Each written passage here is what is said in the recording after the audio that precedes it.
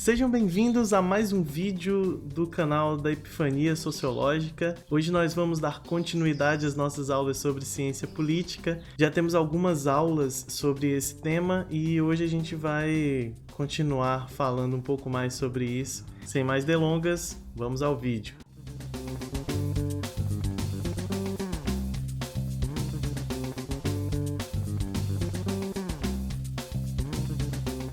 Então vamos falar hoje sobre essa relação entre Estado e sociedade. Nós temos aqui no canal alguns vídeos que já falam um pouco sobre o que é o Estado, né? Como que a gente pode interpretar essa instituição tão gigante assim, em relação, claro, a mim enquanto indivíduo ou enquanto pertencente a uma sociedade, não um sujeito que pertence à sociedade, e alguns vídeos também que vão trazer um pouco desses conceitos, né, de poder, de política. Tem um vídeo sobre Nicolau Maquiavel também, que é um cara muito importante para se pensar a ciência política.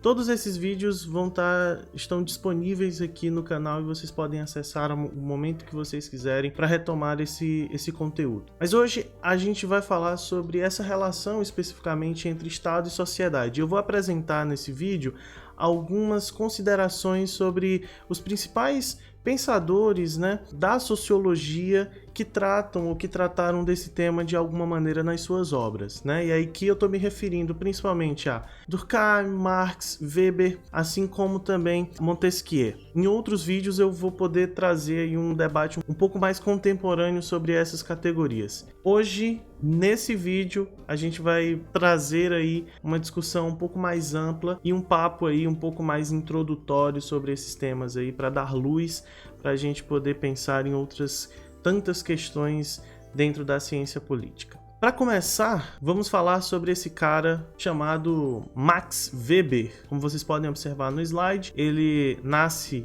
em meados ali, final do século XIX e vem a falecer no início do século XX. Então, o Weber tem uma perspectiva bastante particular sobre o que é o Estado. Inclusive, comentamos em outros vídeos sobre como ele enxerga essa instituição. E o primeiro ponto, e talvez o mais importante dentro desse contexto de conceituação do Estado, Weber vai dizer pra gente que o Estado é a única instituição social que detém o monopólio do uso legítimo da força. O que isso significa dizer? Basicamente que de todas as instituições sociais que existem, sejam ela a família, a escola, as empresas, enfim, dentre todas as instituições sociais presentes na nossa sociedade, a única que detém o monopólio da força, do uso legítimo da força, é o Estado.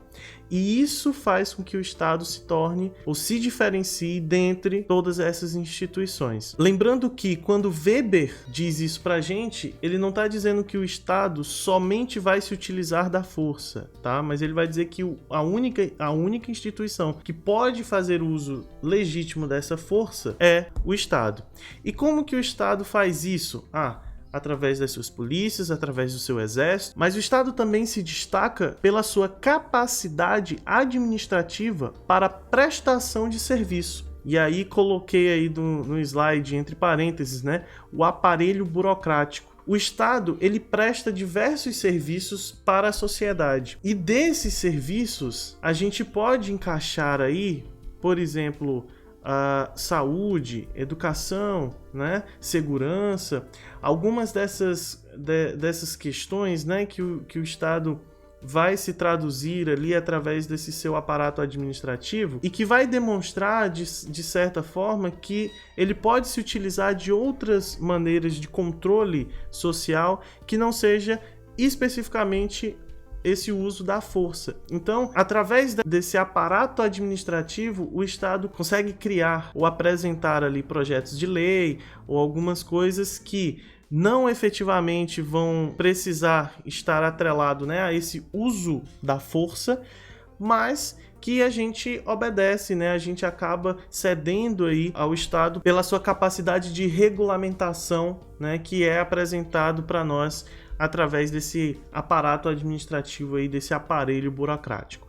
Então, Para o Weber, o Estado ele vai se caracterizar a partir dessas instâncias e a partir disso também que ele se torna tão importante para a nossa sociedade. Mas quando a gente fala sobre Émile Durkheim, e aí vocês podem observar que ele foi contemporâneo aí de Max Weber, não é isso? E também considerado como um dos pais da sociologia, ele traz uma perspectiva para a gente sobre o Estado dentro de uma noção que está muito mais ligada às funções, né, que esse Estado pode ter e que acabam dando ao Estado uma responsabilidade muito maior em relação a controle, coesão social e, óbvio que se ele vai dar essa responsabilidade, né, ele vai atribuir essa responsabilidade ao Estado, evidentemente que o Estado passa a ser a instituição acima de todas as instituições, a instituição maior acima de todas as instituições comunitárias e, principalmente, aquela que tem a função moral. Mas lembrando que essa função, ela não precisa e nem pode ser, né, nem pode ter fins conceituais ou religiosos.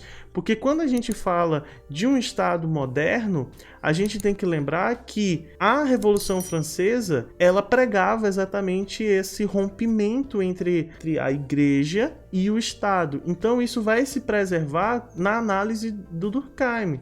Dentre essas funções morais, a gente pode, por exemplo, pensar, né, sobre como que o Estado provê educação pública, enfim, saúde, né, segurança e algumas outras instâncias que eram e são valorizadas pela perspectiva liberal e que trazem à tona essa responsabilidade do Estado para com a sociedade. O Estado tem uma função para existir, ele não simplesmente existe. Para o Durkheim, todas as instituições, elas pressupõem uma função, e essa função, quando bem executada, vai gerar uma coesão social. Nós vamos estar mais unidos enquanto sociedade, enquanto um corpo social. O que diferencia um pouco quando a gente vai falar sobre Karl Marx. Karl Marx, né, vai passar a sua vida e juventude, né, escrevendo mais ou menos ali no período do meados do século XIX, e ele vai ter uma perspectiva um pouco diferente sobre esses outros dois autores que citamos anteriormente, principalmente no que diz respeito a pensar o Estado não somente, né, não tão somente como uma instituição social, mas também principalmente como uma instituição que é composta por pessoas, né, por indivíduos. Porque acompanha a linha de raciocínio. Quando a gente atribui uma série de funções para o Estado, ou quando a gente atribui determinadas características ao Estado, às vezes pode ser que a gente caia no erro de acreditar que o Estado, né, é somente essa instituição e esquecer aí que dentro dessa instituição estão indivíduos, e esses indivíduos, eles têm uma perspectiva de vida, eles têm uma visão de mundo muito particular. Essas pessoas que compõem o Estado, elas estão efetivamente nas suas carreiras aí dentro do Estado, elas estão executando aquilo que elas acreditam e que é praticamente impossível dizer que essas pessoas estão lá de maneira neutra. É difícil de você imaginar que isso acontece. Então, se eu admito que o Estado é composto por indivíduos, então eu preciso entender quem são os indivíduos que ocupam esse espaço de poder através do Estado. Se você lembrar de um período pré-Revolução Francesa, nós tínhamos uma estrutura política, tá, que era baseada na monarquia e que estavam presentes ali um corpo de indivíduos que nós chamávamos, né, que nós chamamos ali de nobreza, que lhes era atribuído esse poder de mando e que eles estavam executando, digamos assim, exatamente aquilo que eles imaginavam que deveria ser o mundo, né, naquele período. Quando nós temos a Revolução Francesa e esse contexto muda, né, a forma de fazer política muda, nós também vamos ter um corpo de indivíduos que está lá executando exatamente a sua própria visão de mundo. E se há uma quebra da perspectiva, né, da monarquia para uma perspectiva mais liberal em relação ao Estado, então aqueles indivíduos que lá estão, eles vão reproduzir essa perspectiva liberal. E dentre tantas essas características, e aí a sacada do Marx, é que há uma estrutura de poder que aglutina, sintetiza e coloca em movimento a força política da classe dominante. Ora, se nós estamos falando de um Estado moderno, quem é essa classe dominante? A burguesia, não é isso? O Marx ele vai pensar muito sobre essas questões. Tá? Se é a burguesia que tomou o poder naquele momento ali pós-Revolução Francesa, então é ela que vai ocupar aquelas cadeiras. Então as pautas que serão colocadas ali frente ao Estado, em formatos de leis, em formatos ali que vão estruturar todo esse corpo institucional que é esse Estado liberal moderno, estão presentes ali os indivíduos que fazem parte dessa estrutura de poder, eventualmente ou concordam ou que minimamente jogam o jogo desse novo modelo de Estado. Então, não se pode pensar o Estado sem antes entender os seus agentes. E como o Marx ele interpreta a sociedade a partir dessas classes sociais, ele vai demonstrar ao longo de todos os seus escritos como há as manifestações de poder através dessas classes. Ele também vai demonstrar ao longo das suas pesquisas que o Estado tem a função, veja só, de administrar os assuntos da classe burguesa e que se manifesta através de quê? Da repressão da classe oprimida e explorada.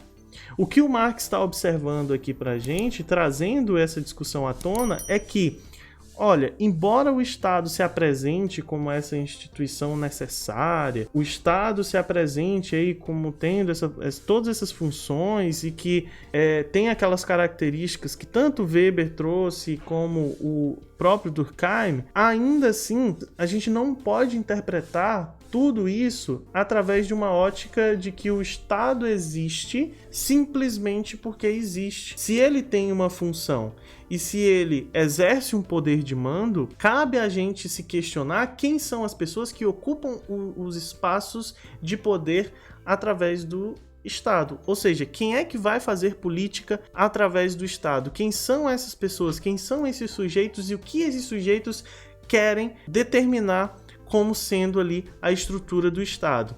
E aí Marx chega a essa conclusão de que o Estado liberal moderno, por ter sido criado, né, inventado ou reinventado pela classe burguesa, então o jogo jogado dentro dessa instituição será o jogo da burguesia. E aqui nós temos, né, um formato aí para a gente poder entender como que é esse Estado moderno, né? Como é que ele se constitui. Nós temos um vídeo que aborda um pouco desses elementos que constituem o Estado, e aqui eu trouxe um esqueminha aí para a gente poder visualizar isso na prática, né? Nós temos ali o Estado moderno com os seus principais elementos, né, constitutivos, o território, que é aquela grande extensão de terra, tá? Que é habitado pela população ou pelo povo, mas que o elemento constitutivo aqui é povo, não é população. População é quantidade de pessoas, povo são os indivíduos que mantêm um vínculo jurídico com esse Estado,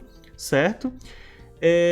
E que nós temos ali o poder, né, a soberania, o governo, que é exercido sobre esse povo. Se a gente partir aqui desse território, a gente vai perceber que ele conta com uma capital, não é isso? Que seria um centro político e administrativo, onde se encontra a sede do governo central, ok? E nós temos aí as fronteiras, que seriam a fronteira política, tá? Militar ou a fronteira comercial. E se a gente vier aqui para o poder, esse poder ele implica na soberania externa e na legitimidade, ok? Se a gente for pensar na soberania externa, nós temos aqui o Estado, né, independente, é reconhecido perante outros estados como soberano, chefe de Estado. enquanto a legitimidade é a capacidade de fazer obedecer a uma norma ou a convencer que uma norma deve ser seguida. Nós temos aí, no outro vídeo, a gente fala um pouco sobre o que é essa legitimidade. Peço que, se vocês tiverem alguma dúvida, recorram ao vídeo que nós falamos especificamente sobre esse ponto. Na fronteira política, nós temos os limites de onde termina um estado e começa outro, enquanto na fronteira militar é onde nós temos aí uma proteção realmente militar, né, em locais estratégicos, e na fronteira aí comercial nós temos a controladoria, né, da entrada ou saída de mercadorias e, claro, também cobranças de tributos, né, de impostos. Esse esqueminha aí foi retirado lá do site Café com Sociologia, inclusive recomendo demais. Eles têm bastante conteúdo aí, tanto voltados para os professores como para alunos, e que vocês podem acompanhar através do Instagram, através do próprio site, né? Se eu não me engano, também tem um Facebook. E por fim, mas não menos importante, nós temos aí um cara chamado Montesquieu, que ele vai propor aquilo que nós chamamos de tripartição dos poderes, que é uma estratégia que preserva aí minimamente o poder do Estado, que tenta prever e evitar aquilo que os liberais no período ali da Revolução Francesa tanto abominavam e que estava presente na figura dos monarcas. Enquanto o rei, ele teria esse poder de decidir, de julgar e também de propor leis, tudo presente na figura dele mesmo, o Montesquieu vai propor que esses poderes eles sejam separados e que um poder vigie o outro, que um poder limite o outro, exatamente para evitar que as decisões tomadas dentro da sociedade, né, através do Estado, sejam tomadas a partir de uma única visão de mundo, ou pelo menos aí pensando em tentar evitar que haja um abuso de poder diante aí da sociedade. Então Montesquieu vai propor exatamente essa separação desses poderes em executivo, legislativo e judiciário. E aí vocês podem observar através desse esqueminha montado aqui que, no caso do poder executivo, nós temos a figura do presidente, por exemplo, né?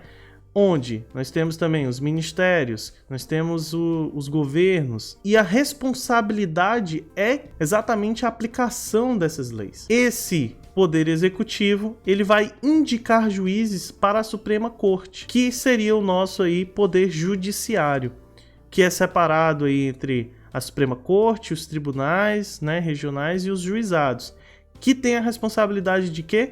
Interpretação das leis. Eles até podem declarar leis inconstitucionais, porém, quem é que de fato propõe lei seriam aqui o Poder Legislativo, que a gente poderia traduzir na Câmara dos Deputados ou no próprio Senado, né? Eles é que têm essa responsabilidade de criar leis. E aí, como é que esses poderes se vigiam, digamos assim, né? Se controlam? Bom, aqui dentro do Poder Legislativo, eles vão poder analisar as indicações, né, dos juízes da Suprema Corte. Então, ainda que o presidente indique os responsáveis aqui pelo poder judiciário, o Congresso, esse poder legislativo, vai analisar. Então, eles autorizam ou não a indicação do presidente. O poder judiciário, ele declara atos presidenciais inconstitucionais. Então, já que cabe ao judiciário a interpretação das leis e, obviamente, o julgamento, então eles podem também julgar o presidente e, evidentemente, o poder executivo também pode vetar as leis que são propostas dentro do Poder Legislativo. Claro, o Poder Legislativo também pode, né, votar um impeachment do presidente, também pode derrubar os vetos após uma votação com maioria. E é isso, pessoal. Esse vídeo ainda faz parte desse conjunto aí introdutório de conceitos, né, para apresentar para vocês algumas categorias da ciência política. E principalmente ali tentar fazer com que a gente pense sobre algumas questões que estão presentes aí dentro desse aparato governamental, institucional, né? Que às vezes a gente sequer se questiona sobre. Se vocês tiverem alguma dúvida ou se vocês tiverem alguma sugestão de novos temas, peço que vocês Comentem aqui embaixo. Se vocês gostaram da videoaula, deixem o like de vocês. Se não gostaram, deixem um dislike. Mas aproveitem também para deixar aí as impressões de vocês sobre o que foi apresentado até aqui. Se vocês quiserem que a gente traga um conteúdo mais específico sobre algum dos temas que foram apresentados até aqui, também podem deixar aí como sugestão. E a gente se vê no próximo vídeo. Até breve!